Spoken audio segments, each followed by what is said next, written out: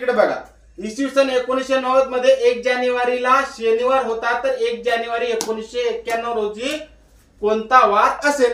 आता सामान्य वर्षात 1 दिवसानं वार पुढे जातो, आपण शिकलो का नाही? म्हणजे 1990 ला 1 जानेवारीला शनिवार होता, तर 1991 ला कोणता येईल? रविवार. कोणता येणार? रविवार. पण असे इतके सोपा येत नाहीत परीक्षेमध्ये, आलं का ध्यानामध्ये? आता इथे खाली बघा, खाली काय दिलंय? 2 फेब्रुवारी 1988 ते 2 मार्च 1988 पर्यंत दररोज पाव लिटर दूध घेतले. दुधाचा भाव 8 रुपये लिटर प्रमाणे दूध वाल्यास किती रुपये द्यावे लागतील?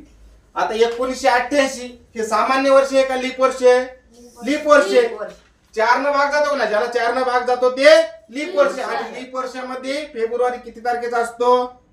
29 तारखेचा असतो. किती तारखेचा असतो? सामान्य वर्षात 28 तारखेचा असतो आणि लीप वर्षामध्ये 29 तारखेचा असतो. आता आपल्याला इथे 2 फेब्रुवारी पासून म्हणले, म्हणजे दोन तारखेचा पण वार त्याच्यात आला.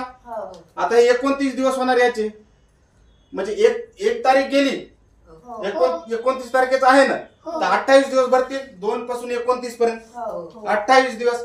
आणि हे मार्चचा किती? 2 मार्च पर्यंत म्हणले ना आपल्याला, 2 मार्च पर्यंत ते 2 दिवस, म्हणजे 29 आणि 30 दिवस होणार. किती दिवस होणार? 30.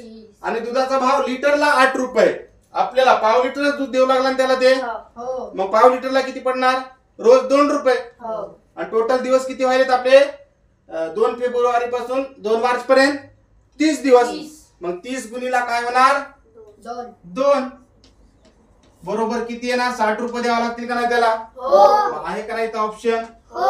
असे प्रश्न विचारतात आपल्याला, आलं का? सामान्य वर्ष लीप वर्षामध्ये काय असते आपल्याला समजलं पाहिजे, आलं का ध्यानात?